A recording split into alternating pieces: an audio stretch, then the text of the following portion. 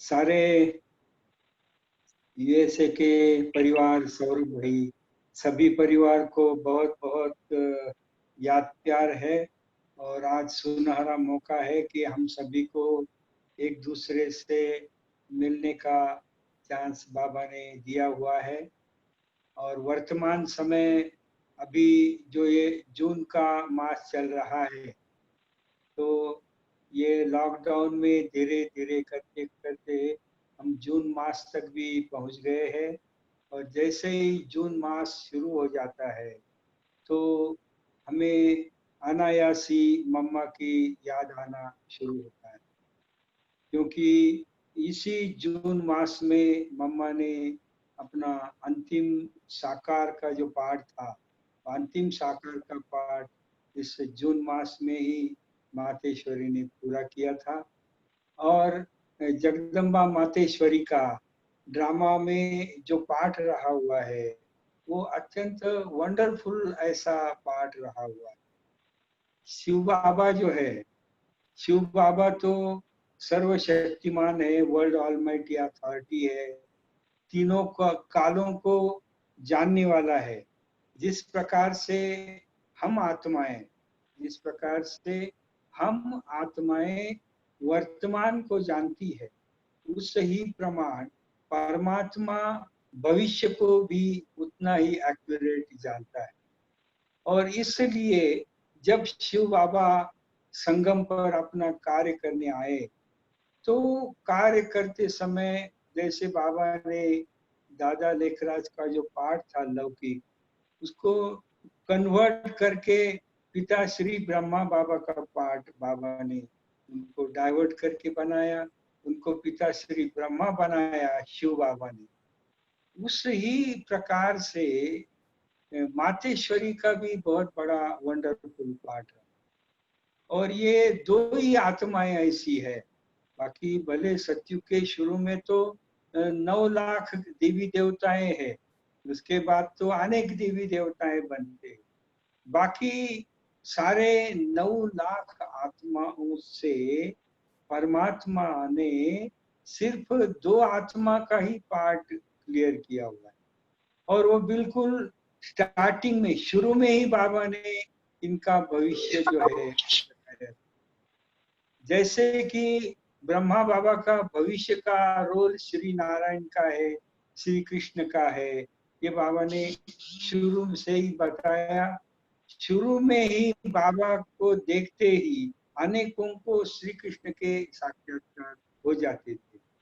उस ही प्रकार से मातेश्वरी जो है, मम्मा मातेश्वरी जो है, तो उनको देखते ही अनेकों को लक्ष्मी का साक्षात्कार हो जाता। तो इस प्रकार से मम्मा बाबा का जो रोल है, वो शिव बाबा ने शुरू में ही क्लियर करके दिया हुआ। बाकी बाबा का जो ड्रामा में पार्ट, ये दो ही आत्माएं हैं, उसके पश्चात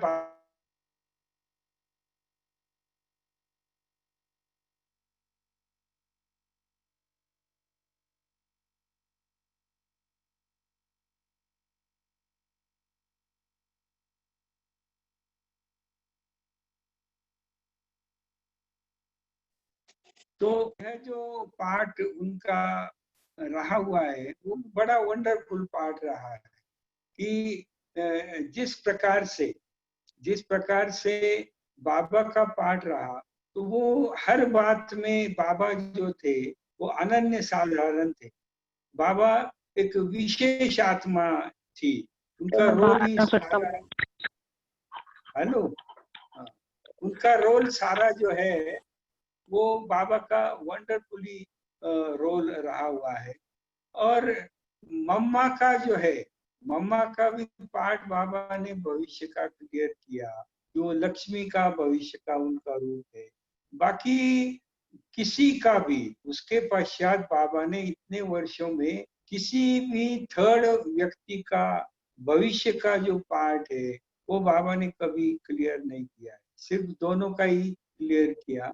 ये कितनी बड़ी विशेषता है कि दोनों का ही क्लियर किया।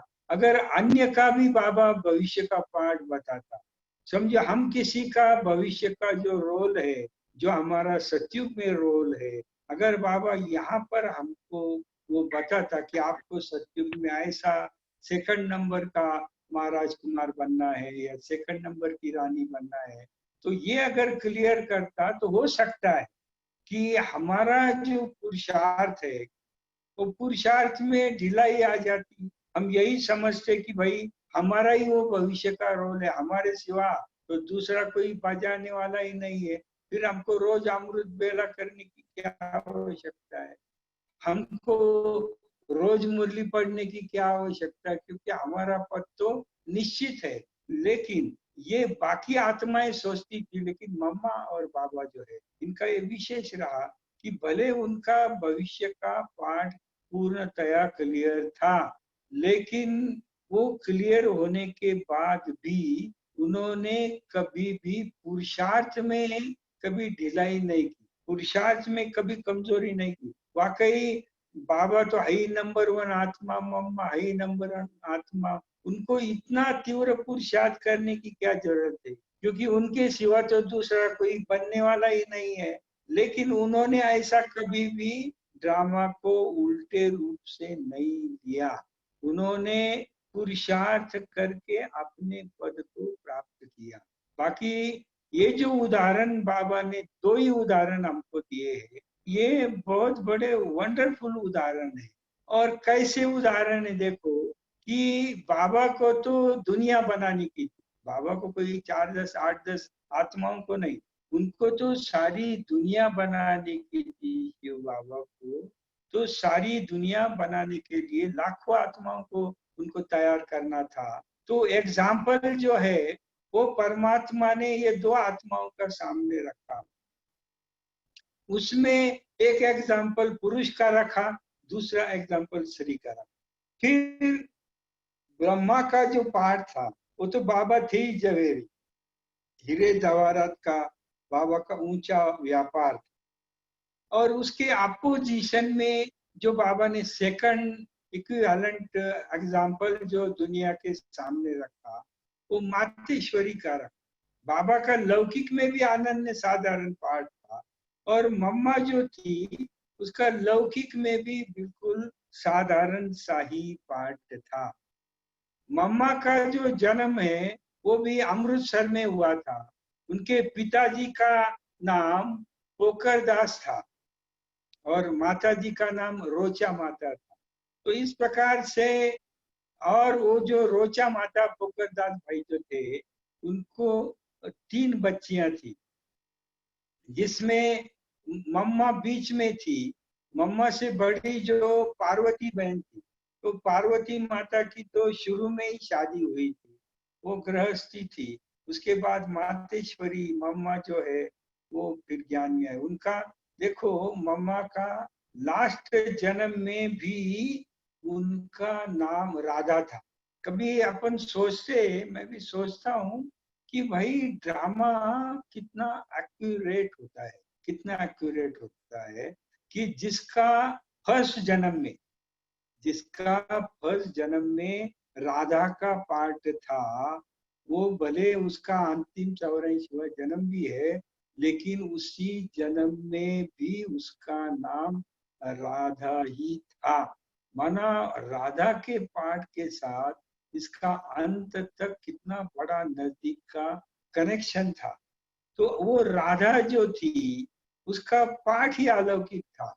राधा के छोटी बहन जो थी गोपी उसका नाम था, तो वो छोटी बहन जो थी उसका भी बहुत बड़ा वंडरफुल पार्ट इस ड्रामा में रहा हुआ है।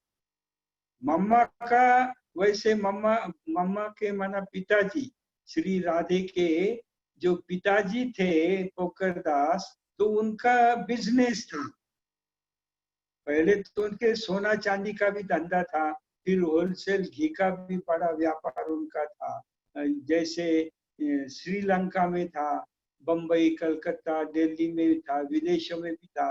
तो लेकिन अचानक अचानक ड्रामा में कुछ पार्ट रहा कि उनका धंधा एकदम नीचे गिर गया, धंधे की अवस्था एकदम साधारण बन गई, उनको काफी बड़ा लॉस हुआ। बड़ा लॉस हुआ और उसमें उनको हृदय का अटैक आया और उन्होंने जल्दी शरीर छोड़। तो उस समय माना मातेश्वरी जो थी वो बम्बई में थी। मम्मा की कुछ पढ़ाई जो है, एजुकेशन जो है मम्मा का, कुछ एजुकेशन मम्मा का बम्बई में भी हुआ है।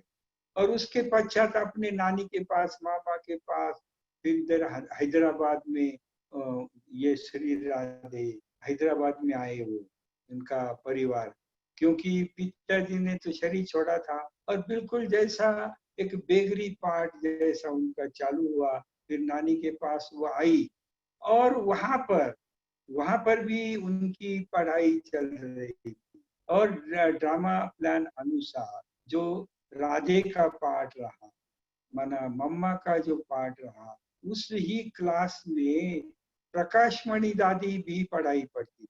जैसे कई बार प्रकाशमणि दादी और मम्मा एक बेंच पर बैठ करके पढ़ाई पढ़ते थे और दोनों में बहुत अच्छी मित्रता थी।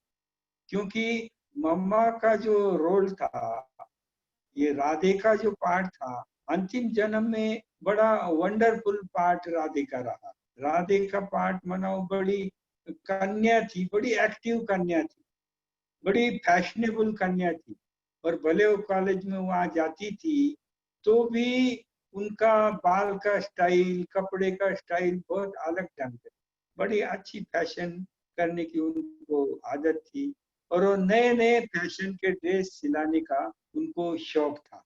एंड वो गीत गाने में भी बड़ी माहिर थी, डांस करने में भी बड़ी होशियार थी, क्लास में भी नंबर वन था। तो हर प्रकार में राधे का जो रोल था वो बड़ा वंडरफुल, बड़ा पार्ट नंबर वन का, लौकिक में भी उनका पार्ट। तो इस प्रकार से जब क्या हुआ, जब शुरू शुरू में जब यज्ञ की स्थापना हुई, बाबा में पदरामणि जब होती थी शिव बाबा की, बाबा शुरू शुरू में गीता पढ़ करके सुनाते थे। मुरली तो बाबा ने बाद में चलाना शुरू किया।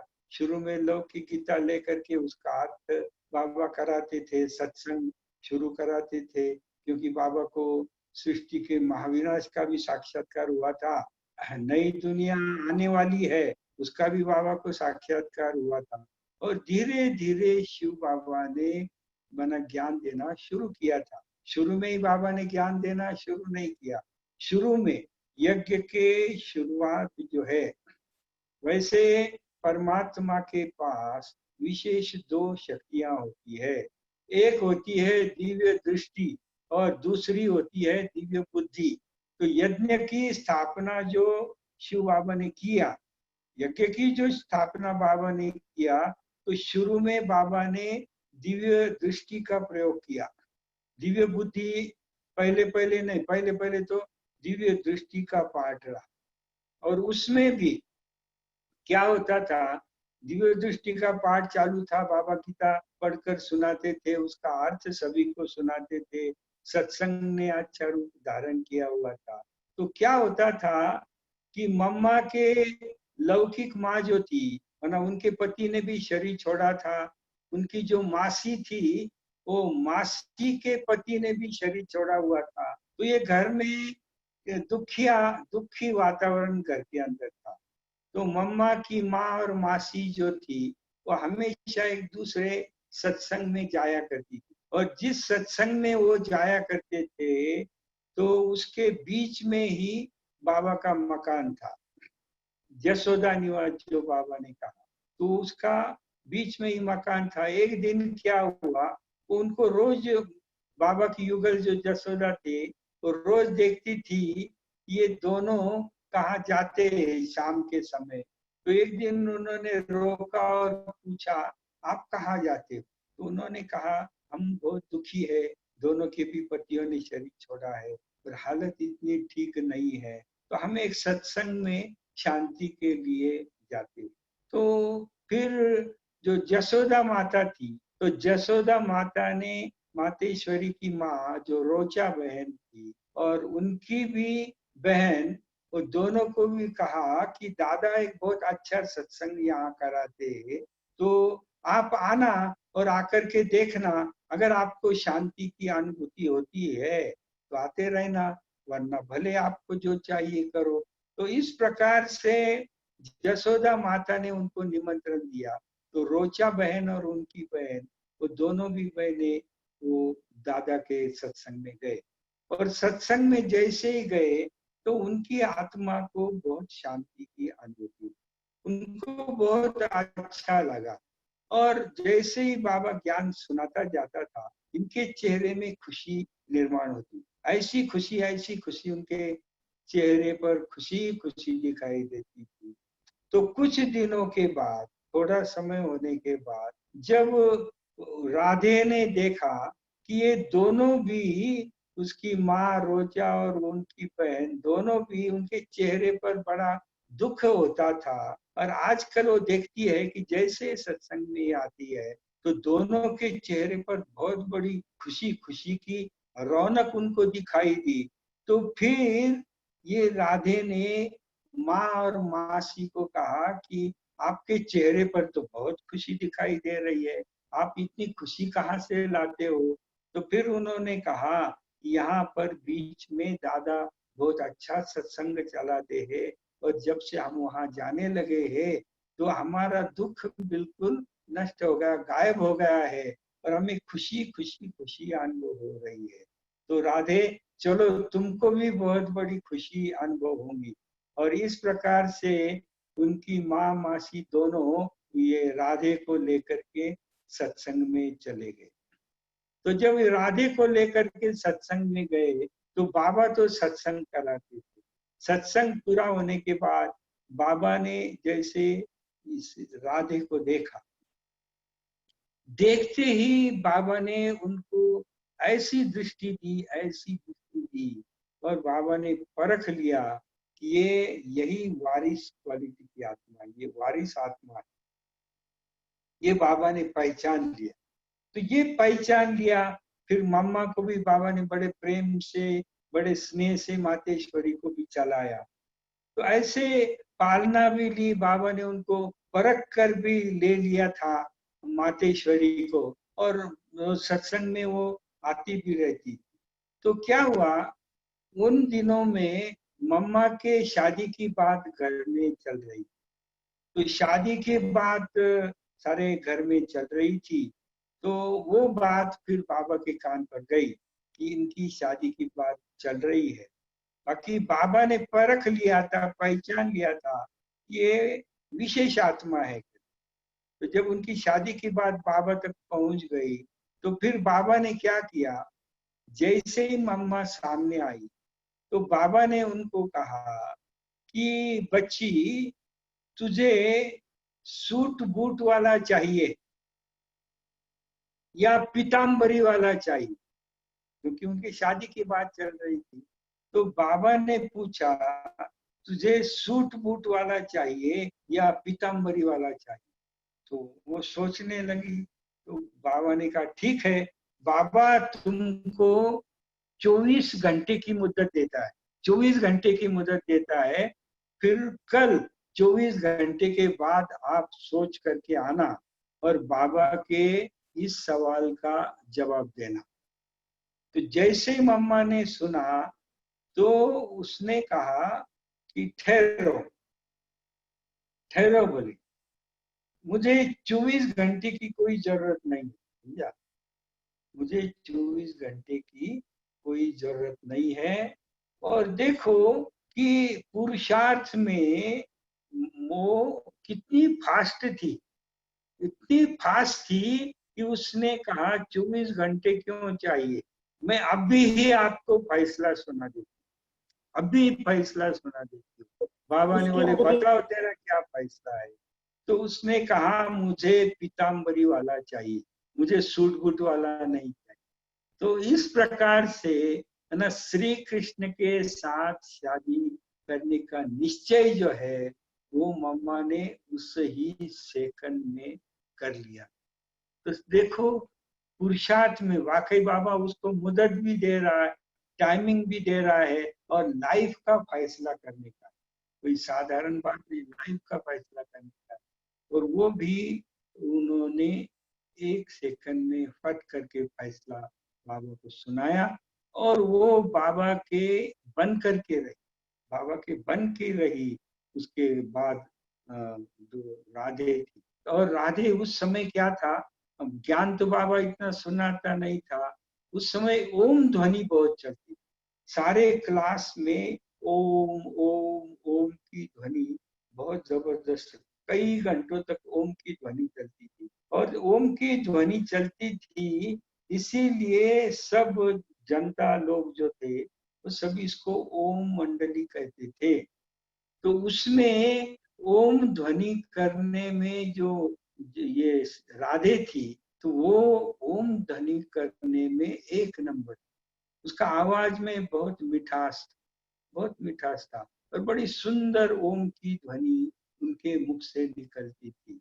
तो बाबा ने उनको आगे रखा था, वो ओम की ध्वनि की शुरुआत करती थी और पीछे सभी वो ओम की ध्वनि को दोहराते। तो इस प्रकार से ओम ध्वनि मम्मा हमेशा करती थी, राधे करती थी, इसलिए उनका नाम ओम राधे पड़ा था।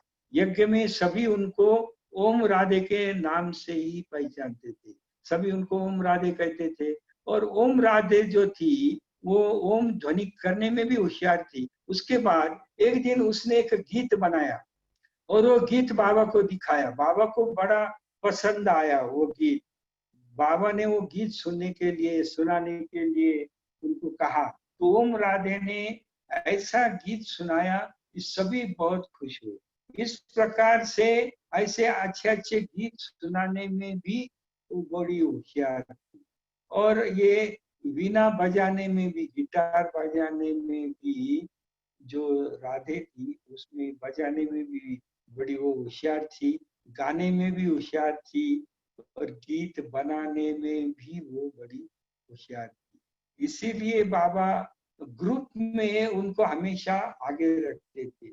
और जैसे ही मातेश्वरी का यज्ञ में आगमन हुआ तो थोड़े ही दिनों में और क्या हुआ, मम्मा जो थी मना, वो राधे जो थी उसको सभी ओम राधे कहते थे। और ओम राधे में क्या हुआ, पहले पहले शुरू में जो साक्षात्कार का जो पाठ शुरू हुआ यज्ञ में, तो वो मम्मा की छोटी बहन थी, उसका नाम गोपी था। तो जो गोपी थी वो गोपी में शुरू में बहुत साक्षात्कार गोपी बहन को, उसको कृष्ण का साक्षात्कार, श्री नारायण का, सत्यु के महल का, ऐसे अनेक प्रकार के साक्षात्कार जो है वो गोपी को बहुत होते थे। और साक्षात्कार उसके बाद फिर अनेक बहनों को साक्षात्कार होना शुरू हुआ। बाकी पहला पहला साक्षात्कार जो मम्मा की छोटी बहन थी वो गोपी, उसको पहला साक्षात्कार हुआ और बहुत साक्षात्कार उसको बाद में भी होते गए। लेकिन ड्रामा प्लान अनुसार क्या हुआ, थोड़े ही वर्षों के पश्चात गोपी बहन का बीमारी में शरीर छूट गया। तो ये दो ही बहनें रही, एक पार्वती बहन जो पार्वती दादी हम कहते थे, वो मम्मा की बड़ी बहन थी, वो गृहस्थी थी। और वो पार्वती दादी बाद में पूना में ही रहते थे, पार्वती दादी का पूना में ही ससुर घर था। तो इस प्रकार से माना पार्वती दादी और बाकी ओम राधे को फिर क्या हुआ कि जसोदा माता जो बाबा की युगल थी, एक बार जसोदा माता को ओम राधे में लक्ष्मी का साक्षात्कार, उसको डायरेक्ट लक्ष्मी दिखाई दी, मम्मा के शरीर में लक्ष्मी का रूप दिखाई दिया। और तब से उसने ये स्वीकार किया, यशोदा माता ने भी स्वीकार किया, ये भविष्य की राधा है, भविष्य की महालक्ष्मी है, ऐसा उन्होंने भी स्वीकार किया। और वो भी यशोदा माता भी ओम राधे को फिर मम्मा कहना उन्होंने भी शुरू किया। और उसके अंदर मम्मा में धारणा जो थी वो धारणा बड़ी जबरदस्त मातेश्वरी में धारणा। दैवी गुणों से वो एक संपन्न, दैवी गुणों से संपन्न आत्मा थी। और समझदारी जो है, वो समझदारी जो थी वो मम्मा में बहुत समझदारी। मम्मा जब बाबा की मुरली सुनती थी तो जैसा चातरक पंछी, जैसे बारिश के दिन आते हैं तो चातरक पंछी आकाश की तरफ मुंह करके रहता है और वो यही कोशिश उनकी रहती है कि बारिश की पहली बूंद मेरे मुख में गिरे, इसलिए आकाश की तरफ मुंह करके बैठता है। ऐसा मम्मा जब बाबा मुरली चलाती थी तो मुरली जब चलाते बाबा तो वो बाबा के तरफ एक टक होकर के एक एक शब्द जो है वो बाबा का सुनती। और यज्ञ में भी जब मम्मा का आगमन हुआ तो आगमन होते ही थोड़े दिनों के बाद, मम्मा के आने के थोड़े दिनों के बाद ही बाबा ने एक माताओं की कमेटी बनाई। तब तक बाबा ने माता की कमेटी नहीं बनाई थी जब तक कि मम्मा का आगमन नहीं हुआ था। बाकी मम्मा के पहले भी माना अनेक दादियां, जैसे प्रकाशमणि दादी, मनमोहिनी दादी, ये चंद्रमणि, वो भी बहुत सारी दादियां मम्मा के आने के पहले भी बहुत दादियां। लेकिन बाबा ने माताओं की कमेटी नहीं बनाई। मम्मा आने के बाद तुरंत, मम्मा आने के बाद तुरंत थोड़े दिनों में बाबा ने एक माताओं की कमेटी बनाई और उस माताओं के कमेटी की इंचार्ज, मुख्य जो थी, मुखिया जो थी, वो मम्मा थी। मातेश्वरी को बाबा ने मुखिया बनाया वो कमेटी का।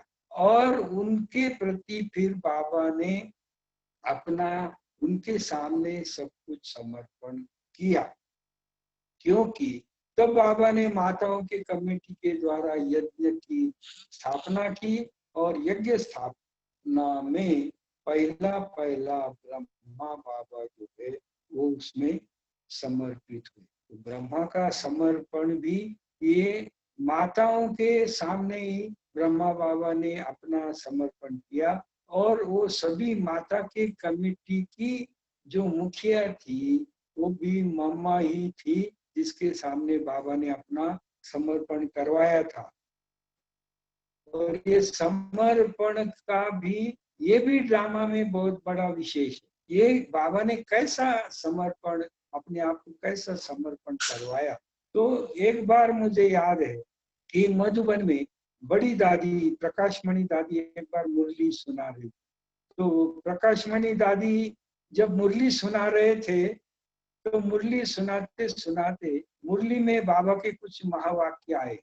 बाबा के ऐसे महावाक्य थे कि कई बार बाबा बच्चों को पत्र लिखते हैं, बाबा बच्चों को पत्र लिखते हैं, लेकिन बच्चे बाबा को पत्र का जवाब नहीं देते हैं, ऐसे बाबा ने मुरली में कहा। तो ऐसा कहते दादी को याद आया और दादी प्रकाशमणि ने सारे क्लास में ये कहा कि मुझे बताओ कि आपने बाबा का हस्ताक्षर पत्र देखा है। सारे क्लास को दादी जी ने पूछा, लेकिन ड्रामा अनुसार 2-3 जन छोड़ के सारे क्लास में कोई भी ऐसा नहीं था कि जिसने बाबा के पत्र को देखा हुआ था। तो दादी ने कहा, अरे बाबा लाल अक्षर में पत्र लिखा करते थे, तो ये किसने देखा? तो बोले किसने नहीं देखा।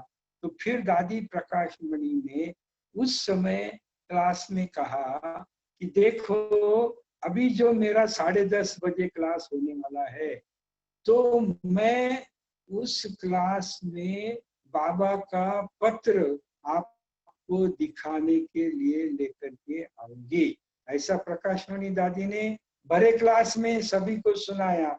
तो फिर सभी बड़े खुश हो गए कि हम देखेंगे बाबा कैसा पत्र लिखते थे।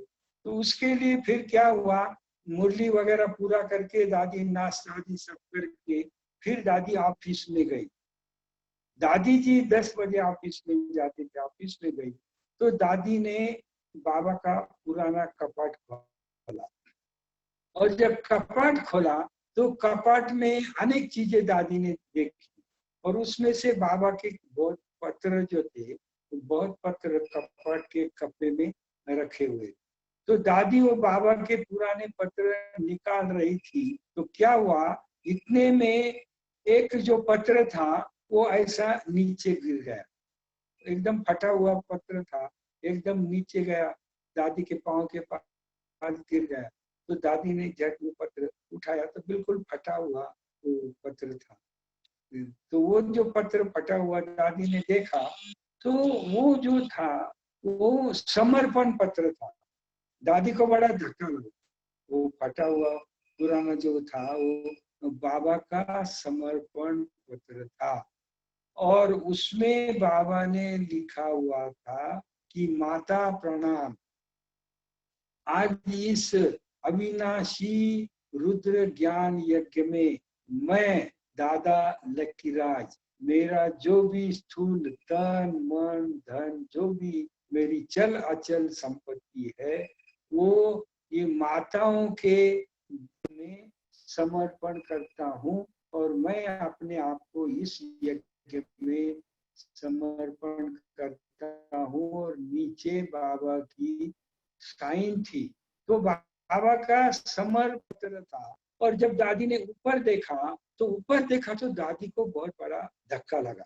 तो वो तो था बाबा का माना समर्पण पत्र, लेकिन ऊपर जब दादी ने डेट देखा तो उसका डेट था 18 जनवरी 1937, 18/1/1937। तो दादी को धक्का लगा कि भाई बाबा ने जो समर्पण किया, तो समर्पण भी 18 जनवरी को ही बाबा ने किया है, और बाबा जो संपूर्ण बना है वो संपूर्ण भी 18 जनवरी को ही बाबा संपूर्ण हुआ है। तो इस प्रकार से बाबा का समर्पण दिवस और बाबा का संपूर्ण दिवस यही एक दिवस है। तो ड्रामा कितना 5000 वर्ष का ड्रामा कितना एक्यूरेट बना हुआ है, तो उस समय दादी को लगा। और दादी ने ये जो बात की कि मुझे भी ये मालूम नहीं था कि बाबा कौन से डेट को समर्पित हुआ है, तो मुझे भी आज पता पड़ा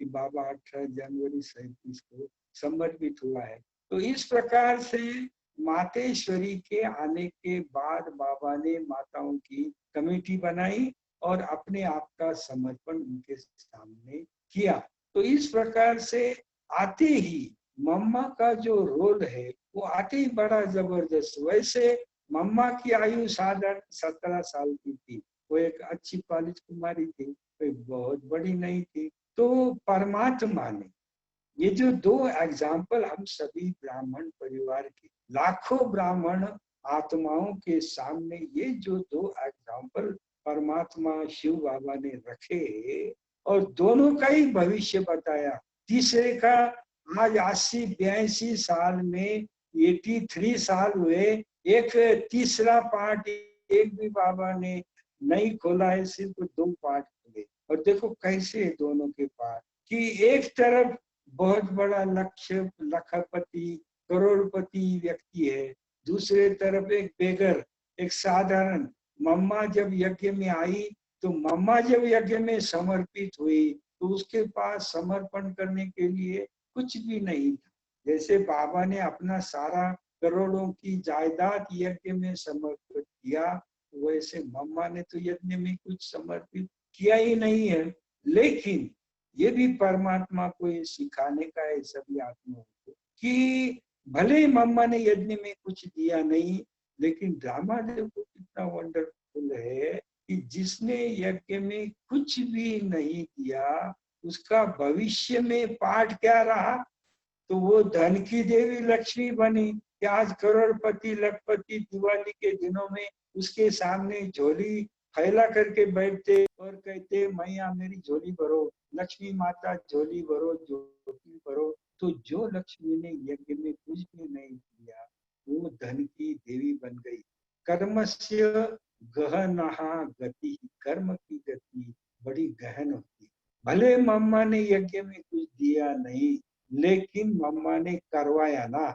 मम्मा ने लाखों करोड़ों का सेवा जो है वो यज्ञ में करवाई।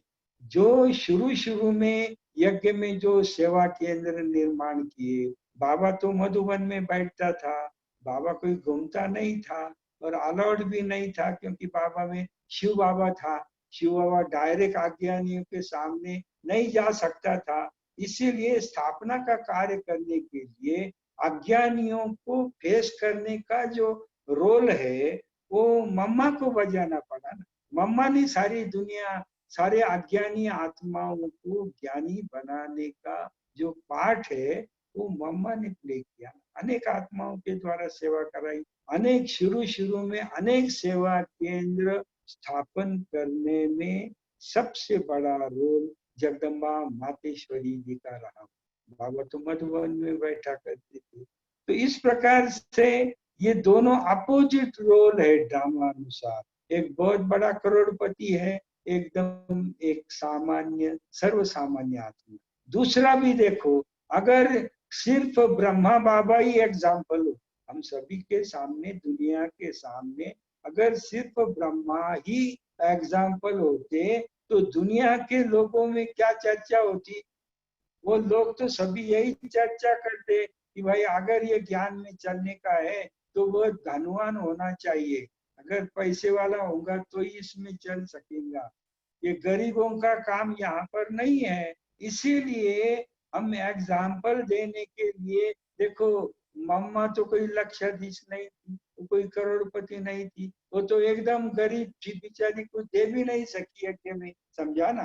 तो यज्ञ में चलने के लिए पैसे वाले ही चाहिए ऐसा नहीं है, गरीब भी यज्ञ में चल सकते हैं, विद्यालय में चल सकते हैं। इसका बहुत बड़ा एग्जाम्पल और अपोजिट एग्जाम्पल बाबा और मम्मा है। दूसरा अपोजिशन इन दोनों में ऐसा है कि बाबा जो है वो बिल्कुल अनुभवी रथ है। 60 साल के बाद बूढ़े ब्रह्मा में, बूढ़े दादा लेखराज के शरीर में परमात्मा ने प्रवेश किया। तो निमित्त जो है वो एक बूढ़े को बनाया शिव बाबा ने। तो फिर ये भी लोगों ने कहा होता कि भाई ये तो, ये ज्ञान में अगर चलने का है तो हम बूढ़ा होने के बाद ज्ञान सुनेंगे। आज भी लोग कहते हैं ये भगवान की बात है, तो ये आयु ढल जाने के बाद 60 साल के बाद का ये सब्जेक्ट है।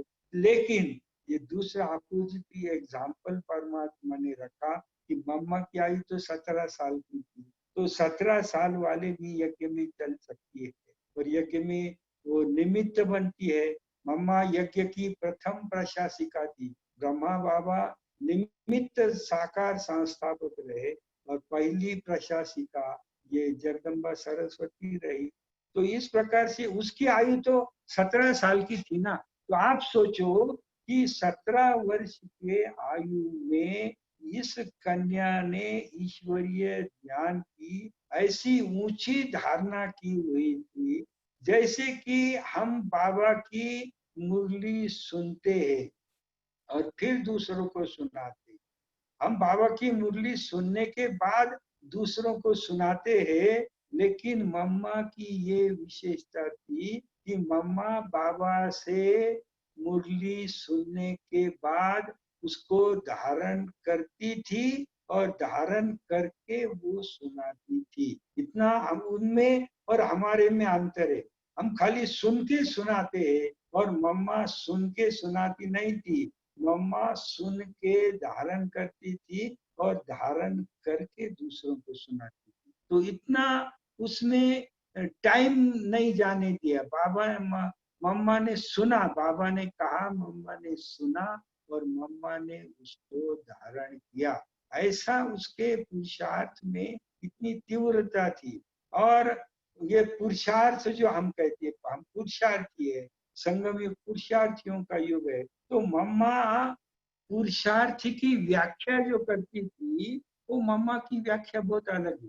हमारी व्याख्या क्या क्या होती है, हम सभी भाई बहन क्या कहते हैं, पुरुषार्थी माना क्या है, अगर हमारे से कुछ गलती हो जाती है, कुछ अगर गलत हो जाता है तो हम क्या कहते हैं, भाई हम तो पुरुषार्थी है, हमारे से गलती हो सकेंगे, हम तो अभी कोई संपूर्ण नहीं बने हैं, हम तो पुरुषार्थी है, इसलिए हमारे से गलती होती है। लेकिन मातेश्वरी जो थी वो मातेश्वरी पुरुषार्थी किसको कहती थी? तो मम्मा का ये स्लोगन था कि एक बार की हुई गलती दोबारा नहीं करना। ये मम्मा की पुरुषार्थी की व्याख्या थी। मम्मा किसको पुरुषार्थी कहती थी? मम्मा कहती थी मैं उसको पुरुषार्थी कहती हूँ जो गलती को रिपीट नहीं करता है, वो पुरुषार्थी है। अगर एक ही गलती को आप बार बार रिपीट करेंगे तो आप काहे के पुरुषार्थी? इसीलिए मम्मा ने अपने पुरुषार्थ में एक गलती को कभी रिपीट नहीं होने दिया। एक बार क्या हुआ, यज्ञ में किसी एक बहुत अच्छी बहन थी, बहुत अच्छी सेवादारी स्नेही थी, मम्मा से भी उसका बड़ा अच्छा कनेक्शन था। क्या हुआ, एक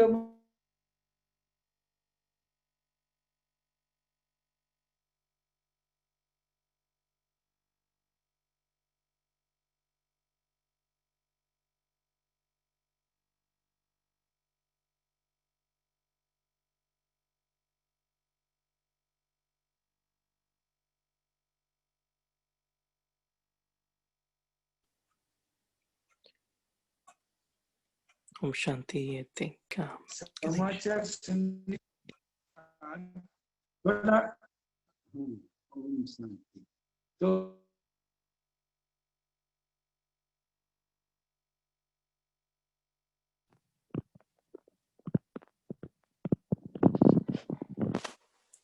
शांति भाई जी, आई थिंक कनेक्शन थोड़ा वीक था।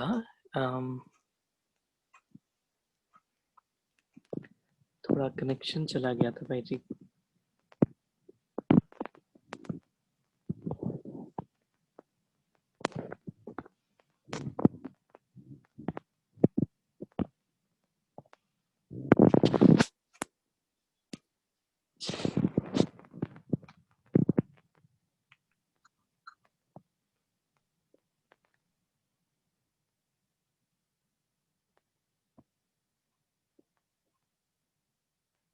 हेलो, हाँ भाई जी, अभी आवाज आ रही भाई जी। हाँ वीडियो दिखाई दे रहा है? जी जी भाई जी, थैंक यू। वीडियो दिखता है? जी भाई जी, थैंक यू। हेलो, हाँ जी भाई जी, तो दिखाई देता है। दिखाई देता है। तो क्या हुआ था, एक बार मम्मा की ऐसे अनेक समाचार सुनने के बाद मम्मा के आंख में थोड़ा आंसू आए थे, है ना, आंख में आंसू दिखाई दिए। तो जैसे ही मम्मा के आंख में आंसू बाबा को दिखाई दिए, तो बाबा ने कहा बच्ची, अगर तेरे आंख से आंसू टपक गए, अगर तेरे आंख से आंसू अगर टपक गए तो बाबा समझेगा कि बच्ची फेल हुई है। तो क्या हुआ था, मम्मा के आंख में तो आंसू जमा हुए थे, लेकिन उसके बाद मम्मा ने ऐसा पावरफुल योग किया, ऐसा पावरफुल योग करते करते करते आंख में जो पानी जमा हुआ था वो सारा का सारा पानी सूख गया और मम्मा पहले के जैसी दृष्टि दे रही थी। तो इतना उसके अंदर माना, इतना जबरदस्त पुरुषार्थ था कि उसने वो आंसू टपकने नहीं दिया। तो ऐसे पुरुषार्थ में भी मम्मा बड़ी जबरदस्त थी। मुझे एक बार की बात याद आती है जो दादी सुनाती थी। तो एक बार क्या हुआ था, मधुबन में पांडव भवन में एक बार क्या हुआ था, ऐसा बारिश का दिन थे, बारिश का सीजन था और बाबा ऐसे बगीचे में बैठे हुए थे झोपड़ी के पास। तो वहां भी बड़े बड़े पेड़ है। तो क्या हुआ, एक दिन देखा तो एक जो पेड़ था उसमें से चिड़िया का हौसला जो है, चिड़िया का हौसला नीचे गिरा हुआ। तो हौसला गिरा हुआ था। तो एक बहन ने क्या किया, वो हौसले से चिड़िया के कुछ अंडे थे उधर, तो वो चिड़िया के अंडे वो लेकर के बाबा के पास आए और बाबा को दिखाया, देखो बाबा ये चिड़िया के अंडे हैं। वो जो बाबा के पास दिया उसने एक किसने, तो बाबा ने कहा अरे ये तो ये है, तो कोई बात नहीं, बाबा ने कहा बुलाओ, ये हम टोली सभी बच्चों को मैं खिलाऊंगा। और बाबा ने सबको मैसेज भेजा कि आज बाबा सभी को एक बढ़िया टोली खिलाने वाला है। तो जो बढ़िया टोली खिलाने वाला है ऐसा सभी को समाचार दिया। तो सभी रथी माँ रथी बहने वगैरह सभी वहां पर भाई लोग आए, बहने भी मुख्य मुख्य सभी आ गए। और फिर बाबा वो लेकर के सामने बैठा हुआ था। बाबा ने कहा एक एक को बाबा आता था, चलो वो बाबा सामने बिठाता था और कहता था कि मुंह खोलो। देखता था तो वो चिड़िया के अंडे थे। और बाबा फिर क्या करता था कि वो डालने के लिए चिड़िया के अंडे, बोले एक बढ़िया टोली है, ये टोली आपको खिलाता हूँ। तो जब जो खाने वाली बहनें थी वो जब देखती कि भाई ये चिड़िया के अंडे है, तो कोई भी मुंह नहीं खोलता था, कोई भी मुंह नहीं खोलता था। ऐसे बहुतों को देखा किसी ने भी मुंह नहीं खोला, क्योंकि वो तो चिड़िया के अंडे थे। तो फिर मम्मा का भी नंबर आया। जो मम्मा का जब नंबर आया और बाबा ने कहा बच्ची बाबा आपको आज बढ़िया टोली खिलाते हैं, मुंह खोलो। तो झट मम्मा ने क्या किया, मम्मा ने अपना मुंह खोला। तो जैसे ही मम्मा ने मुंह खोला तो बाबा ने कहा ये सिर्फ मम्मा पास हो गई, मम्मा ही पास हुई, बाकी सभी फेल हो गए, किसी ने भी मुंह नहीं खोला। तो मम्मा ने बराबर मुंह खोला, क्योंकि मम्मा ने कहा मुझे विश्वास है, मुझे विश्वास है कि मेरा बाबा मुझे ऐसी वैसी चीज नहीं खिलाएगा, ये मेरा कॉन्फिडेंस है, इसीलिए मम्मा ने मुंह खोला। माना ये बाबा के प्रति मम्मा का जो विश्वास था, मम्मा का जो विश्वास था वो परम विश्वास था, पूरा 100% विश्वास था कि बाबा ने कहा है मुंह खोलो, बस मुंह खोल के मैं तैयार हूँ। तो इस प्रकार से हर एक परीक्षा में, हर एक परीक्षा में जो थी वो मम्मा पास होती, बाबा को क्या कहने का है वो मम्मा झट समझ जाती, उसको टाइम नहीं लगता था, समझने में बड़ी होशियार थी। और आप अगर मम्मा की मुरली सुनेंगे, जैसे बाबा मुरली चलाते मम्मा भी चलाती थी, मम्मा की जब आप टेप सुनेंगे, टेप से सुनेंगे, तो हर 3-4 सेंटेंस के बाद मम्मा कहती थी अच्छा समझा, अच्छा समझा, ये मम्मा हमेशा कहती, क्योंकि बाबा के ज्ञान को समझना होता है। अव्यक्त बाबा भी कहते समझा, बाबा भी कहते समझा, मम्मा भी मुरली में हमेशा कहती थी अच्छा समझा, इसको भी समझना होता है, ऐसा मम्मा कहती थी। तो समझने में हर एक तो नंबरवार पुरुषार्थ अनुसार बाबा की मुरली समझता है, लेकिन समझने में मम्मा जो थी वो नंबर 1 थी। कभी भी, कभी भी बाबा के सामने बाबा ने, आप मम्मा ने अपनी मत नहीं चलाई, हमेशा सोचती थी कि ये कौन कहने वाला है, ये तो सर्वशक्तिमान बाबा कह रहा है। इसीलिए बाबा के हर बात को सिर्फ हाजी हाजी ही कहती, उसने कभी अपनी अकल जो है तो बाबा के सामने अपना दिमाग, बाबा अगर ऐसा करेंगे तो अच्छा होगा, ऐसा मम्मा ने कभी भी नहीं कहा। बाबा ने कहा हाँ जी बाबा, जी हाँ बाबा, हाँ जी बाबा, यही मम्मा करती थी। उसने कभी भी बाबा के सामने अपना दिमाग नहीं चलाया है, इसीलिए वो नंबर 1 में गई। और तो इस प्रकार से वो एग्जाम्पल भी जो है वो शिव बाबा ने बराबर एक्यूरेट दिया कि एक बूढ़ा व्यक्ति है, दूसरी नौजवान आत्मा, ये दोनों एग्जाम्पल बाबा ने रखा हुआ है। फिर उसके बाद बाबा जो है वो बाबा तो अनुभवी थे ना, गृहस्थ व्यवहार का बाबा को अनुभव था, धंधे व्यापार का अनुभव था, लौकिक दुनिया का अनुभव था। और मातेश्वरी जो थी, मम्मा जो थी, मम्मा को तो कोई भी अनुभव नहीं था ना, वो तो एकदम बच्ची कुमारी थी, कॉलेज कुमारी, कन्या कुमारी थी, न उसको दुनिया का अनुभव था, न लौकिक परिवार का, न सांसारिक प्रवृत्ति जीवन का मम्मा को अनुभव होता था। फिर भी अनेक गृहस्थियों को राय तो मम्मा देती थी ना, तो कैसी क्या देती होंगी, उसको तो कोई गृहस्थी का अनुभव नहीं था। तो जब मम्मा को ये कहते थे कि मम्मा कैसी गृहस्थी को राय देंगी, तो मातेश्वरी जी कहती थी कि अरे समझो, हमको मालूम है ये पानी में डूबने से व्यक्ति मरता है, पानी में डूबने से व्यक्ति मरता है, तो डूबना क्यों है, या डूबने की कोई बात ही नहीं, डूबना क्यों है, डूबने से अगर व्यक्ति मरता है तो उसके लिए डूब करके दिखाने की कोई जरूरत नहीं। जो पॉइजन होता है, पॉइजन खाने से व्यक्ति मरता है, इसका हमको ज्ञान है, और ये समझने के लिए पॉइजन खाकर दिखाने की कोई जरूरत नहीं है ना। ये तो ज्ञान माना समझ की बात है। बाकी उसको पॉइजन खाने के बाद ही आप समझाओ कि भाई पॉइजन खाने से व्यक्ति मरता है, ये तो पॉइजन की कभी टेस्ट नहीं की जाती है, वो तो दूसरों को देख करके समझा जाता है। इसीलिए समझाने के लिए आपको उसमें से गुजरना ही चाहिए, ऐसा कुछ नहीं है। हम समझ से भी हर बात को समझ सकते हैं। इस प्रकार से गृहस्थियों को भी राइट सलाह देने का जो काम था वो मातेश्वरी जी करते थे।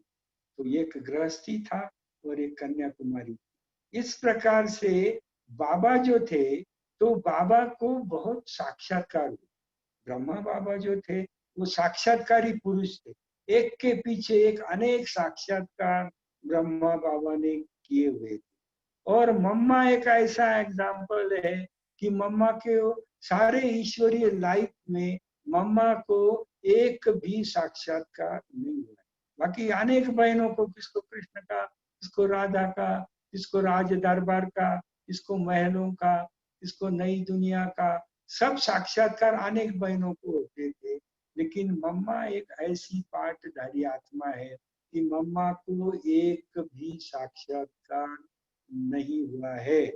नहीं तो फिर कहते हैं साक्षात्कार के आधार से ही पद मिलता है, तो जिसको साक्षात्कार होगा उसका ही बड़ा पद हुआ। तो ऐसा कुछ नहीं है।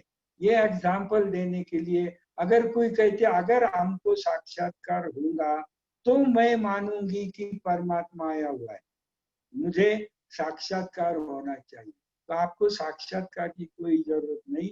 विश्व की नंबर 1 आत्मा श्री लक्ष्मी का पद प्राप्त करने वाली आत्मा को भी एक भी साक्षात्कार नहीं हुआ था, फिर भी वो नंबर 1 बनी। तो नंबर 1 बनने के लिए साक्षात्कार की क्या आवश्यकता है, कोई भी आवश्यकता नहीं है। ये एग्जाम्पल हम मम्मा के द्वारा, बाबा मम्मा जो है वो परम पिता शिव बाबा ने दो अपोजिट एग्जाम्पल जो है वो सारे दुनिया के सामने रखे हैं। इसलिए दुनिया की कोई भी व्यक्ति ये नहीं कह सकती है कि मैं बूढ़ा होने के बाद ज्ञान दूंगा, तो मम्मा उसका एग्जाम्पल है। मुझे पैसे वाला चाहिए, तो मम्मा कोई पैसे वाली नहीं थी। मुझे साक्षात्कार होना चाहिए, मम्मा को कोई साक्षात्कार नहीं हुआ था। तो ऐसे अनेक एग्जाम्पल जो है वो मातेश्वरी का और ब्रह्मा बाबा का अपोजिट एग्जाम्पल जो है वो हमेशा शिव बाबा ने सामने रखा हुआ है। और मातेश्वरी जो थी उसके वाणी में ऐसी ताकत थी कि कहाँ भी मम्मा जाती थी, 200-200 400-400 लोग उसका प्रवचन सुनने के लिए आते। मास 2-2 मास मम्मा प्रवचन लगातार करती थी। अम्बाला है, मेरठ है, चंडीगढ़ है, अमृतसर है, 2-2 3-3 मास मम्मा ठहरती थी, प्रवचन करती थी। जब सेंटर लायक परिस्थिति होती थी तो एक कन्या को मम्मा वहां रखती थी और दूसरे शहर में चली जाती। तो ऐसी उनकी वाणी में मिठास थी और बहुत बड़ा आकर्षण जो था, बड़ा आकर्षण मम्मा के वाणी में होता था। मम्मा जब प्रवचन करती थी तो मम्मा का प्रवचन सुनने के लिए यहाँ पूना में जब आई तो पूना में मुस्लिम लोगों के ताते आते थे, अनेक ग्रुप का ग्रुप, झुंड का झुंड मुस्लिम लोगों का मम्मा का प्रवचन सुनने के लिए आते। सिख लोग जो थे, सिख लोग भी मम्मा का प्रवचन सुनने को आते थे। तो हिंदू हो, क्रिश्चियन हो, सिख हो, मुस्लिम हो, सारे धर्म के लोग मम्मा का प्रवचन सुनने के लिए आते थे, क्योंकि उसमें उतनी ताकत थी और उसमें कशिश करने की ताकत थी और लॉजिकल टॉक। मम्मा जो वाणी चलाती थी वो लॉजिकली ऐसा समझाती थी कि कोई भी सामान्य व्यक्ति हो वो झट मम्मा ईश्वरीय ज्ञान को सहज रीति से समझ सकता था। तो ऐसा मातेश्वरी का बहुत बड़ा रोल और बहुत बड़ा पार्ट जो था वो मम्मा का था। और वो मृत्युंजय भी थी। मम्मा का लास्ट दिनों में पुणे में आना हुआ था और पुणे में प्रवचन करते करते बाद में क्या हुआ, बेंगलोर से मम्मा आई थी। तो मम्मा का प्रवचन करते करते बीच में मम्मा को बहुत तकलीफ होने लगी। खांसी भी मम्मा को आती थी, बोलना भी मम्मा को मुश्किल हो रहा था। तो इसीलिए टेस्ट करने के लिए मम्मा बम्बई में गई थी पुणे से। और बम्बई में जब टेस्ट करने के लिए मातेश्वरी गई तो वहाँ टेस्टिंग में डिटेक्ट हुआ कि डॉक्टर ने कहा कि इनको कैंसर है और ये ज्यादा समय नहीं चल सकते। तो ये जो इनको कैंसर है डॉक्टर ने कहा, तो उसके बाद क्या हुआ, वहाँ बम्बई के रमेश भाई आदि थे, कुछ मुख्य शील दादी वगैरह थी, तो ये दादी और वो थे। डॉक्टर ने तो ऐसा कहा, फिर क्या हुआ कि भाई डॉक्टर ऐसा कैसा बोल रहा है। इसलिए फिर सेंटर ऊपर आने के बाद बम्बई के सेंटर भोग लगाया गया गांव। भोग लगाया, शील दादी जो थी वो मम्मा की संदेशी थी। तो शील दादी फिर वो भोग लेकर के वो बाबा के पास गई। तो जब बाबा के पास भोग लेकर के गई तो उसने बाबा को बताया समाचार, बाबा आज मम्मा का तकलीफ थी तो उसको चेकिंग करने के लिए हॉस्पिटल में लेकर के गए थे। और हॉस्पिटल में चेकिंग करने के बाद डॉक्टर ने कहा है कि उनको कैंसर है और वो ज्यादा समय तक नहीं रह सकती है। तो बाबा ये बात ठीक है क्या, ऐसा संदेशी ने बाबा को पूछा। तो जब बाबा को पूछा तो फिर बाबा ने कहा कि बच्ची ये राइट बात जो डॉक्टर कह रहा है वो राइट बात, राइट बात है। तो संदेशी भी माना, दादी भी सोचने लगी, बाबा ने कहा उसने जो कहा है वो ठीक है, राइट बात। तो फिर उसने पूछा बाबा को, ट्रांस में गई थी, बाबा को पूछा तो बाबा अभी जो नीचे मैं संदेश लेकर के जाऊंगी तो क्लास में तो बहुत भाई बहन सारा परिवार बैठा हुआ है, तो वो मुझे अभी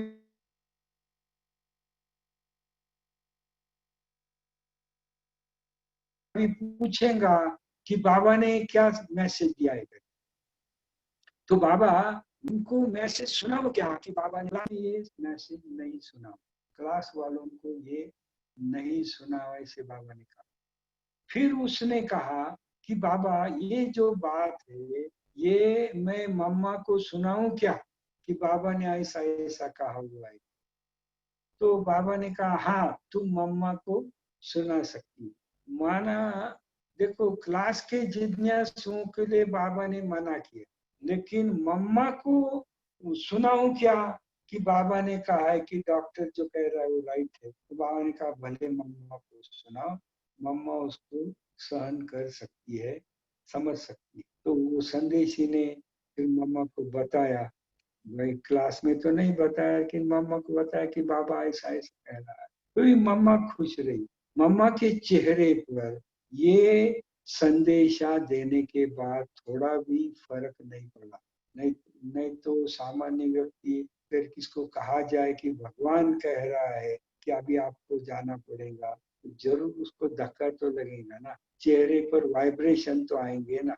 लेकिन मम्मा के चेहरे पर थोड़ा भी फर्क नहीं पड़ा, जैसे कि वैसे ही मम्मा रही। और उसके बाद थोड़ा सा ही मम्मा का पीरियड 6 मास का डॉक्टर ने कहा हुआ था, तो उसके बाद भी डॉक्टर की जो भी ट्रीटमेंट थी, डॉक्टर जो भी दवाइयाँ वगैरह लिख करके देता था, मम्मा सारी की सारी दवाइयाँ सारी दवाइयाँ एक्यूरेट टाइम पर खुशी से लेती थी। ऐसा कभी मम्मा ने नहीं कहा अभी तो मुझे जाना ही है, काय को ये दवाइयाँ लेने की, जाना तो है, डॉक्टर भी कह रहा है, बाबा भी कह रहा है, जाना तो है, फिर ये क्यों दवाई लूं। लेकिन ऐसा उन्होंने कभी भी नहीं कहा। बड़े प्रेम से, खुशी से, जो भी एक्यूरेट डॉक्टर कहता था उस अनुसार ही ले। उसने मृत्यु का जो डर है वो मम्मा के ऊपर कभी भी नहीं। क्या होता था, जब मम्मा हॉस्पिटल में एडमिट थी लास्ट दिनों में, तो जब वो एडमिट थी तो डॉक्टर उसको चेक करने के लिए आता था। तो मम्मा का भी ड्रेस सफेद था, और जो दीदी दादियां बहनें जो थी वो बहनें भी सफेद ड्रेस पहन करके आती थी। तो मम्मा की खटिया के चारों ओर सारी बहनें बैठती थी और बीच में मम्मा होती थी। तो ये मम्मा और सारी बहनें सभी सफेद ड्रेस में होते थे। तो कई बार डॉक्टर जो था वो डॉक्टर कंफ्यूज होता था, मूझता था, और डॉक्टर पूछता था अभी इतने सारे लोगों में से मेरा पेशेंट कौन है। डॉक्टर पूछता था कि मेरा पेशेंट कौन है, माना डॉक्टर को भी समझ में नहीं आता था कि मेरा पेशेंट कौन है, क्योंकि मम्मा के चेहरे पर भी बड़े हर्षित उमंग और उल्लास होता था। तो इस प्रकार से मृत्यु का सामना जो है, मृत्यु का सामना मातेश्वरी ने हंसते हंसते किया। उसके ऊपर कोई इफेक्ट नहीं आया, उसके दिनचर्या के ऊपर भी उसका कोई भी इफेक्ट नहीं आया। और लास्ट दिन भी गुरुवार का दिन था, मधुबन में अंगूर लगे हुए थे, अंगूर के पेड़ पे, तो बाबा बाजू में बैठा था। लास्ट दिन में मम्मा भी इसी जून मास में बैठी थी, 24 तारीख का गुरुवार था। और बाबा ने कहा, मम्मा की तबीयत तो ऐसी थोड़ी नरम ही थी, लेकिन बाबा ने कहा मम्मा आज तुमको सभी बच्चों को अंगूर खिलाने की। तो क्या, मधुबन में बाबा बैठा था इफ्तियार में, और बाबा क्या करता था, अंगूर हाथ में लेता था और अंगूर मम्मा के हाथ में देता था, और मम्मा वो अंगूर एक एक बच्चे को खिलाती। तो इस प्रकार से ऐसा ये जून 24 जून का दिन था, तो बाबा मम्मा के हाथ में अंगूर देता था, और मम्मा एक एक बच्चे को जो है, एक एक बच्चे को अंगूर खिलाती। ऐसे 24 तारीख को सभी बच्चों को मम्मा ने अंगूर खिलाया। और उसके बाद फिर मम्मा ने अपने पुराने कलेवर का त्याग किया, छोड़ दिया।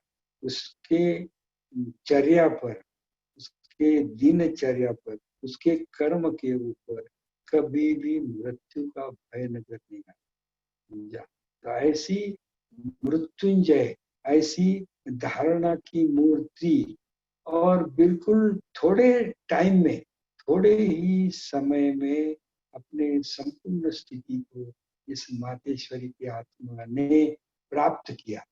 और तत्पश्चात भी मम्मा का भी ड्रामा में जो पार्ट रहा हुआ, कितना वंडरफुल पार्ट। अभी 65 में मम्मा ने देह का त्याग किया, अभी 2020 चल रहा है, 55 साल हुए। 55 साल में मम्मा क्या कर रही है, हमारी मम्मा कहाँ है, उसका क्या कारोबार चल रहा है, हमें कुछ भी पता नहीं। शिव बाबा जो है, परम पिता परमात्मा जो है, वो संयम का सागर है।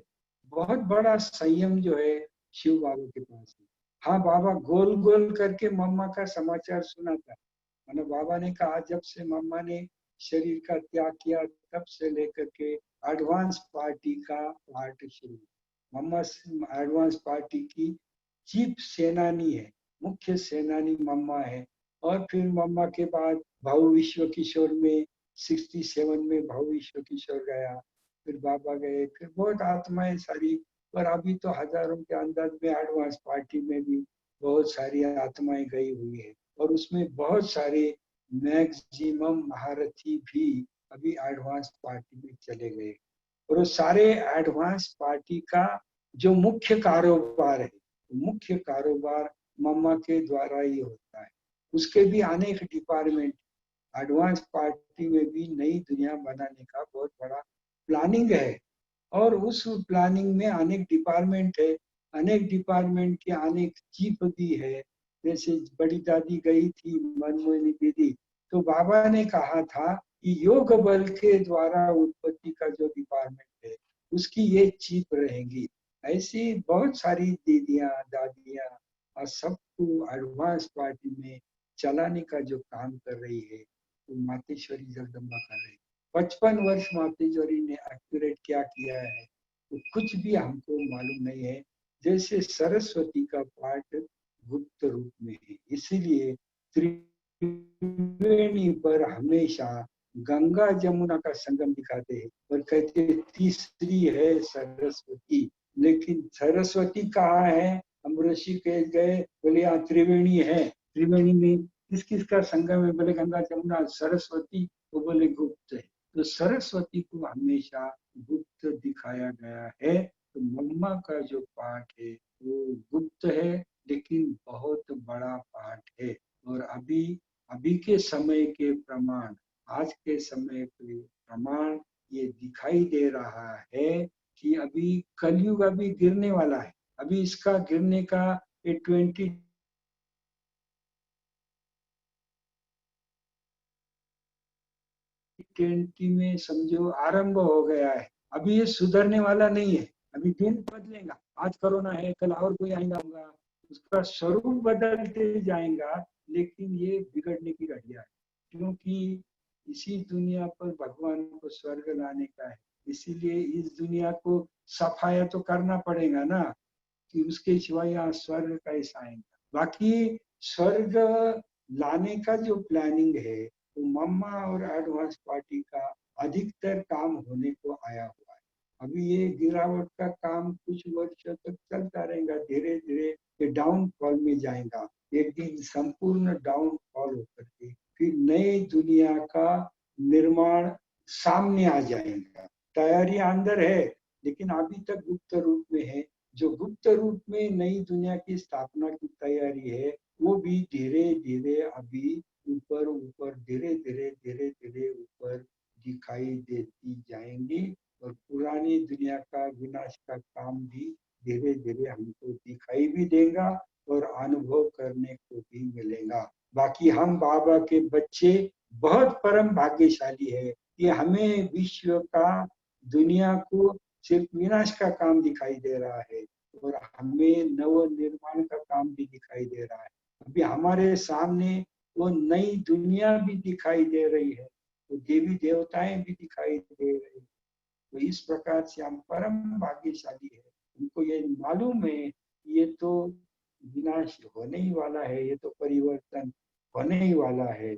और उसके लिए अभी साक्षात्कार का भी पाठ शुरू होगा, क्योंकि जैसा विनाश का काम जोर से आरंभ होगा, नई दुनिया के निर्माण का काम आरंभ होगा, तो फिर साक्षात्कार का भी पाठ अभी थोड़े ही समय में साक्षात्कार का पाठ भी खुल जाएगा। तो यहाँ हम नई दुनिया को साक्षात्कार के रूप में देखेंगे और फिर नई दुनिया में जाकर के प्रैक्टिकल महल भी देखेंगे। तो ऐसा वंडरफुल टाइम अभी हमारे सामने आ रहा है। तो समय को देख करके हमें जल्दी से जल्दी अपने को संपूर्ण बनाने का पुरुषार्थ करना है। अच्छा, ओम शांति। सभी परिवार को ओम शांति। ओम शांति भाई जी, थैंक यू सो मच। शांति। भाई जी ने बहुत गहराई से मम्मा की पूरी जीवन कहानी हमें सुनाई और कैसे मम्मा का पुरुषार्थ रहा और कैसे हमें उनके मार्ग पर चलना है और आगे कर्माती स्थिति को भी प्राप्त करना है। तो थैंक यू। एंड किसी को कुछ क्वेश्चंस हो, कुछ भाई जी से पूछना हो तो पूछ सकते हैं।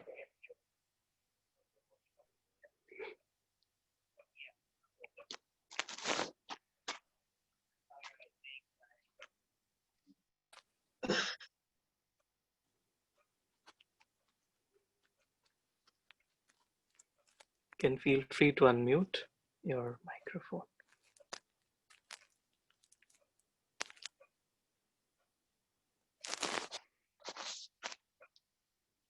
सभी हेलो कर सकते हैं भाई जी को।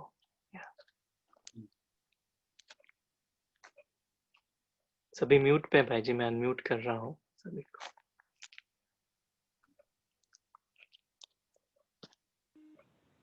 Om Shanti. हाँ, Om Shanti. Thank you. Om yes, Shanti. Thank Thank you. you. Explanation. Om Shanti. हाँ, ओम शांति। ओम शांति। ओम शांति भाई जी। ओम Thank you. शांति। ओम शांति। ओम शांति भाई जी। ओम शांति। ओम शांति।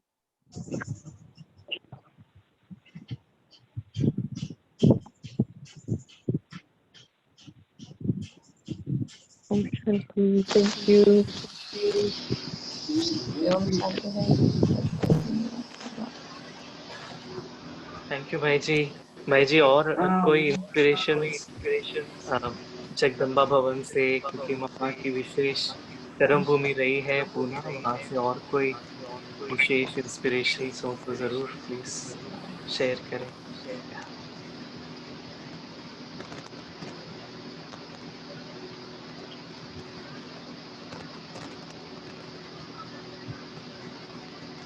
हेलो। ओम शांति भाई जी। हाँ, ओम भाई जी शांति। अगर और कोई इंस्पिरेशंस हैं माना जगदम्बा क्या भवन है, से। ये जगदम्बा भवन जो है वो दादी जानकी जी का ये हमेशा संकल्प रहा हुआ है कि ड्रामा प्लान अनुसार, जैसे मम्मा मातेश्वरी का जो पाठ है वो गुप्त रूप में ड्रामा में रहा हुआ है। मम्मा का पाठ हमेशा गुप्त रहा हुआ है। एडवांस पार्टी भी गुप्त रूप में काम कर रही है। तो हुआ क्या, ये संगम पर बाबा के जाने के बाद, साकार बाबा के जाने के बाद बाबा का शांति स्तंभ के रूप में यादगार बना। शांति स्तंभ के रूप में बाबा का यादगार बना। दादी प्रकाश मणि जाने के बाद दादी प्रकाश मणि का भी प्रकाश स्तंभ के रूप में यादगार बन गया है।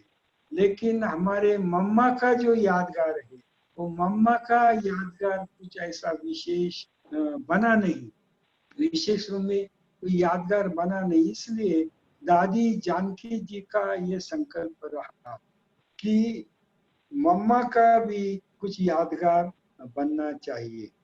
और वो मम्मा का जो यादगार है वो दादी जी का ये संकल्प रहा कि मम्मा का जो यादगार है वो पुणे में होना चाहिए। ये जानकी दादी का बड़ा संकल्प रहा, क्योंकि पूना की जो सेवा है वो मम्मा ने ही शुरू किया। और जगदम्बा मातेश्वरी ने ही जानकी दादी को पूना में रखा।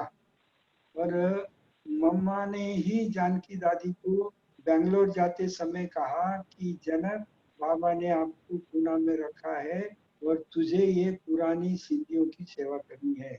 क्योंकि पूना में पार्टीशन के बाद सारे एंटी ओम मंडली वाले, ओम मंडली वाले, वो सारे के सारे पुराने सिंधी परिवार जो थे, चंद्रमणि दादी का पूरा परिवार, उनका पिताजी, उनका परिवार, जैसे ब्रिज शांता दादी, उनके पिताजी, उनका परिवार, मनमोहिनी दीदी का परिवार, रतन मोहिनी दादी का परिवार, कमल सुंदरी दादी, ऐसे बहुत दादियों का यज्ञ के पुराने सारे पूना में सेट हुए थे।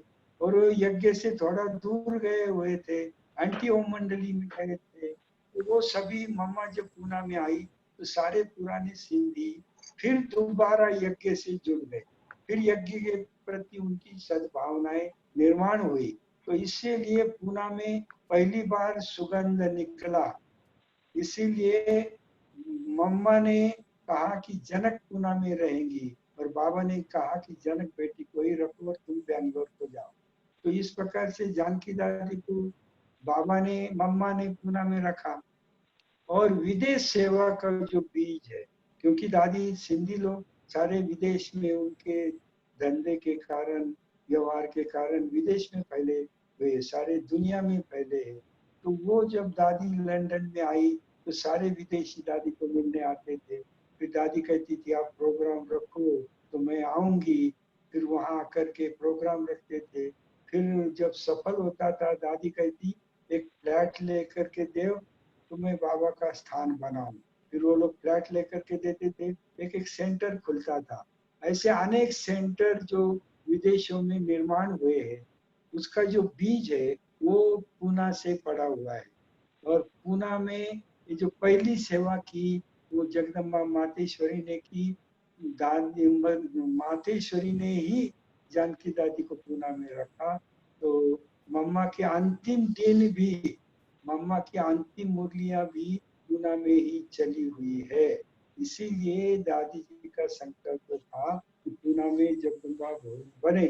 और दादी के संकल्प के प्रमाण, दादी के संकल्प के अनुसार फिर ये पूना में जगदम्बा भवन का निर्माण हुआ।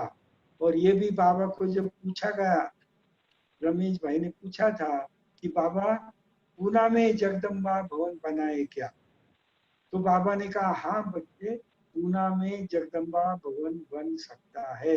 ऐसे आलमाटी बाबा ने भी पूना में जगदम्बा भवन बनाने की छुट्टी दी थी। और इस प्रकार से दादी जी का जो संकल्प था वो बराबर साकार हुआ। और माना कैसे बहुत, माना उसकी बहुत बड़ी सारी कहानियां हैं। तो उस कहानी के अनुसार फिर जमीन भी मिल गई। दादी कहती थी बड़ा शांत वातावरण चाहिए, एकांत चाहिए, सिटी से बहुत दूर भी नहीं होना चाहिए, मन आधा घंटे में पहुंचना चाहिए। ऐसे दादी के जो भी कंडीशंस थे वो सारे कंडीशन बराबर ऐसे स्थान पर पूरे हो गए। और बराबर एक सुंदर ऐसा स्थान भी मिला। और इतना स्पीड से ये काम हुआ कि 1.5 साल के अंदर सारा जगदम्बा भवन भी खड़ा हुआ। और बड़ी कहानी है। और देखो कि माना दादी ने इस नव ओपनिंग भी है जल्दी क्यों पूरा कर रहे थे, क्योंकि सबका संकल्प था कि दादी के हाथ से इसका ओपनिंग होना चाहिए। इसलिए काम बहुत स्पीड से हुआ। जैसे शुरू हुआ तो कभी भी काम इसका रुका ही नहीं जगदम्बा। और फिर ये विशेषता रही कि दादी तो सारी दुनिया को चक्कर लगा करके आई। और बेंगलोर को भी दादी जी गए हुए थे, अनेक स्थानों पर जाकर के आए दादी। और लास्ट में जो है, लास्ट में जगदम्बा भवन का वर्धापन दिन करने के लिए 28 जनवरी को, बराबर 28 जनवरी को ओपनिंग किया था दादी ने। और बराबर 28 जनवरी को ही 18 में ओपनिंग किया, 19 को दादी पहुंच नहीं सकी। तो 28 जनवरी 2020 को फिर दोबारा दादी का या पूना में जगदम्बा भवन में आना हुआ। और ये विशेष ये दादी जी का रहा कि दादी का संकल्प था कि मुझे वीआईपीओ से नहीं मिलना है, वीआईपी का प्रोग्राम नहीं रखो, आप सारे ब्राह्मण, पूना और एरिया के सारे ब्राह्मणों को मैं मिलना चाहती हूँ। तो इसीलिए दादी जी का विशेष प्रोग्राम 2 दिन रखा गया था। एक दिन में पूना के आधे लोग दादी को मिले थे। और पीछे के साइड को जो एमपी थिएटर बहुत सुंदर बना हुआ है, दादी को बहुत पसंद आया। क्योंकि दादी जिस रूम में रहती थी, जिस क्षेत्र में दादी ऊपर रहती थी, वहां से वो पूरा एमपी थिएटर दिखाई देता था। तो दादी को बड़ी खुशी होती थी। तो लास्ट दिनों में भी दादी ने आधा पूना निवासियों को एक दिन मिली, फिर दूसरे दिन आधा पूना निवासी, ऐसे पूरे पूना निवासियों को 2 दिन में दादी पूर्णतया मिली। सभी को दादी ने बहुत खुश किया। पिस्ते, बादाम, काजू सभी को ऐसे भागा दे करके दादी ने सबको खुश किया। बहुतों ने अपना ओपनिंग भी मकानों के दादी के द्वारा कराया। ऐसी बहुत बेहद की जो सेवा है, वो बेहद की सेवा लास्ट रूप में दादी ने की। एक एक आत्मा को पूर्णतया तृप्त किया, कुछ भी बाकी नहीं रखा। और पूर्ण रूप से ये पूरी सेवा करके। और दूसरी और एक विशेष बात, और एक विशेष बात ये रही कि दादी जी आ रही है ऐसा सुनने के बाद, यहाँ जो 2 एकड़ का अपना प्लॉट है जगदम्बा भवन का, तो बाजू में जिस भाई का प्लॉट था, वो भाई को भी बहुत बड़ा संकल्प आया कि भाई दादी जी आ रही है, पता नहीं दादी अब कब आती क्या आती है। तो उसने क्या किया, उसकी 1 एकड़ जमीन उसने जगदम्बा के बाजू में खरीदी किया था, परचेस किया था। काफी बड़े करोड़ की जमीन थी, तो करोड़ की जमीन उसने परचेस किया था और आज उसका कमर्शियल कॉस्ट बहुत बड़ा हुआ था। लेकिन दादी जी आ रहे हैं तो उस भाई ने क्या किया, तो 1 एकड़ जमीन 40,000 स्क्वायर फुट एरिया का जो उसकी जमीन थी, उसके सारे कागजात दादी के हाथ में उसने दे दिए और गिफ्ट डीड करके दिए विद्यालय। एक पाई भी उसने स्वीकार नहीं किया, पूरा जमीन का, रोज की जमीन का गिफ्ट डीड करके वो भाई वो परिवार ने दादी जी के हाथ में दे दिया। तो दादी जी लास्ट में पूना में भी आई तो 1 एकड़ का बड़ा प्लॉट भी दादी के बहाने जगदम्बा भवन को मिला। तो आज तक जगदम्बा का जो प्रीमाइसेस 2 एकड़ का था, अभी जगदम्बा का प्रीमाइसेस 3 एकड़ का बन गया है। तो इस प्रकार से जाते जाते भी दादी जी ने बहुत बड़ी गिफ्ट जो है वो जगदम्बा भवन को दी।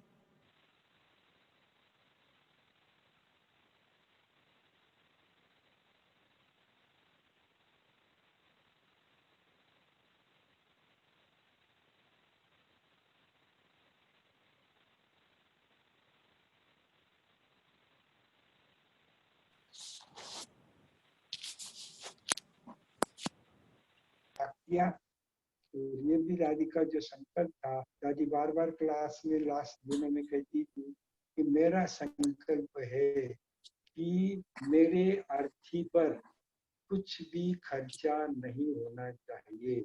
ये दादी का लास्ट में अनेक बार क्लास में कहा कि मेरा ये संकल्प है कि इकोनॉमी और एक नामी, इकोनॉमी और एक नामी, ये दादी का स्लोगन था। इसीलिए दादी कहती थी कि मैं जाऊंगी तो मेरे अर्थी पर कुछ खर्चा नहीं होना चाहिए।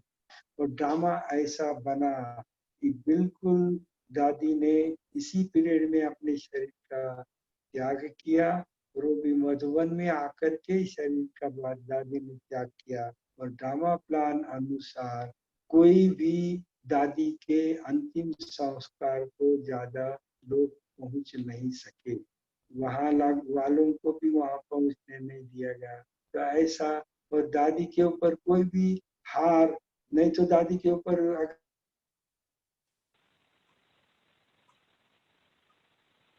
अगर विदेशी सारे आते लाखों करोड़ों का भी आ जाते देश, लेकिन दादी का जो संकल्प था वो परमात्मा ने, शिव बाबा ने, ऑलमाइटी बाबा ने पूरा किया कि दादी के अर्थी पर फूल का भी खर्चा नहीं, हार का भी खर्चा नहीं करना पड़ा, क्योंकि हार के दुकानें बंद थे, कई दुकानें खुला नहीं था। मधुबन के ही बगीचा के कुछ फूल लिए, कुछ चंदन के हार जो थे वो दादी के ऊपर चढ़ाए गए। 1 रुपयों का भी फूल या फूल का हार किसी को दादी के आरती पर चढ़ाना नहीं पड़ा। तो इस प्रकार से दादी ने अपना अंतिम संकल्प जो है वो भी बिल्कुल पूरा किया। उन्होंने अपने आरती पर भी खर्चा होने नहीं दिया। ऐसा इकोनॉमी की अवतार जो है, तो इकोनॉमी की अवतार हमारी दादी जी रही। इसने इकोनॉमी और एक नामी, अंत में भी शिवाय बाबा की दादी के बुद्धि में कुछ भी नहीं था, मैं और मेरा बाबा, इसमें ही दादी की संपूर्ण स्थिति रही। और अभी जब तक ये महान आत्मा इस धरनी पर उपस्थित है तो विनाश का बड़ा काम नहीं हो सकता। ये बाबा का नियम है कि ये जब विशेष आत्माएं साकार में है तो बहुत बड़ा कोलैप्स नहीं होता है। तभी दादी जैसी महान आत्मा भी चली गई है तो अभी विनाश का मूवमेंट जो है वो जैसे स्टार्ट हुआ है और ये अभी आगे चलते ही रहेगा, ये अभी सुधरने वाला नहीं है। सुधरेगा तो एकदम सत्युग का ही सीन सामने आएगा, बाकी तो अभी ये चलता रहेगा। तो इस प्रकार से दादी जी का अंतिम प्रोग्राम भी माना जगदम्बा भवन में ही रहा जगदम्बा भवन के प्रोग्राम के बाद दादी ने कोई भी प्रोग्राम नहीं किया है। उन्होंने अपने अंतिम संकल्प को भी जगदम्बा भवन में ही पूर्ण किया है। संकल्प से बनाया और अंत तक संकल्प से ही इसकी पालना की हुई है। अच्छा,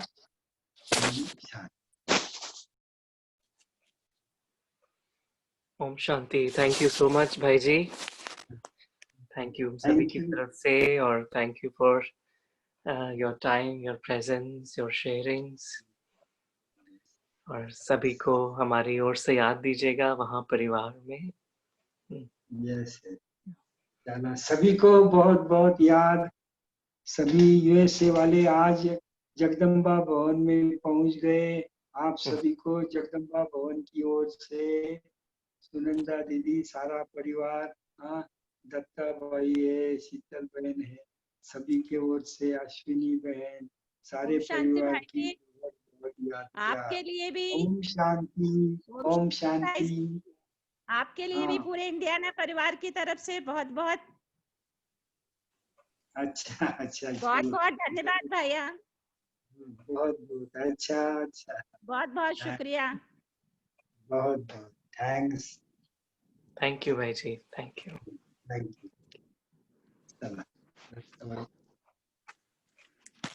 दत्ता भाई बोल रहे हैं।